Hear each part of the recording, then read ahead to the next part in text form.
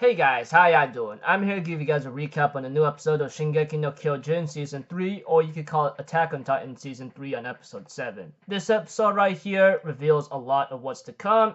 It was pretty, not really revealed what's to come, but it was pretty much a bloody battle episode here and there. Not to mention a twisted of events of what just supposed to go in order, but went another way around. Those of you guys who watched the episode will get the idea.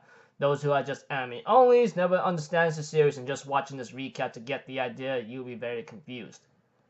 So if anything else, let's just get this started. We have two of that Levi squad decides to make a smoke screen in their battlefield, and apparently it gives them the advantage, and they actually killed most of Kenny's squad. Eventually, we see to it that that Kenny himself shows himself into the fray and clashes against Levi.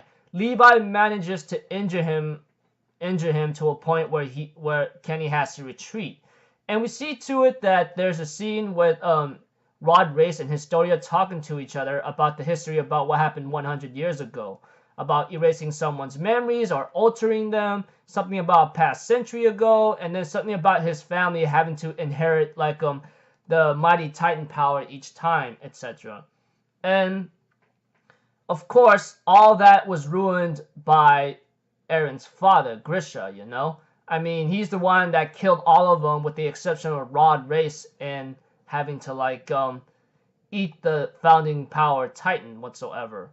And we see to it after Race explains that in order to use its power fully, and you could become a king and you could save humanity, etc., you know? Something like that. Kenny himself, who apparently, got back from the fight against Levi, ends up realizing the truth, and he himself was actually unpredictable. He wanted to eat Eren himself and take the power for his own, but apparently because of what just happened here and there, it looked like to me it did not go up the way he wanted to because of what he heard from Rod Race, you know. Of course, things kind of gotten really tense between him, and he almost killed Historia's father, but instead Historia decides to take on this role of having to eat Eren and save humanity, but Kenny's like, you know your father's just using you, right? He never even bothered giving a damn about you in the first place. So we have to it that Rod Race lets him go, but Kenny, on the other hand, says, you know what? Oh, I'll go alright, but I'm not going to leave it like this. It's boring. You want me to live out my life until I can't breathe and die? That's not called living, you know? And we see to it that he won't interfere anymore, and he decides to get Eren to transform to fight Historia, you know, to make it interesting, because that's Kenny. Those of you guys who saw Kenny, or may have an understanding of him, especially you manga readers, will know how Kenny thinks. But when it comes to to the scene right here where Eren has a chance to transform and fight Historia to the death, Eren does not do so, which Historia asks Eren, why are you not transforming? And we see to it that Eren's like, my father is fault of all this, you know? How many people died because of him and because of me having to have this mighty Titan power inside my body, huh? It goes from his first squad members and then going to many of Levi's squad, most of them, or should I say all of them, with the exception of Levi surviving, and Eren himself. Excuse me, didn't get enough sleep last night. And of course, Eren feeling guilty of all this, asks Historia, you know, I was a mistake and I should not have done this. My father shouldn't have done this. So, if anything else, I want you to eat me and save humanity, you know? And Historia, who was about to comply, tells Eren, you know, when you first saw my true persona and you said I was normal, it actually made me really happy, you know? Eventually, Historia was really hesitant, though Ross tells her it's okay. Are you scared or something? And we see to it that, Historia asked a question. Why didn't you guys, if you guys had all this power 100 years ago, why didn't you, do anything in the first place? Rod Race explains that he tried convincing his father or grandfather, whatever you want to call it, to, try to, save humanity. But eventually, after Rod Race's brother actually took the Titan power, he seemed to have an idea of why he didn't do anything back then.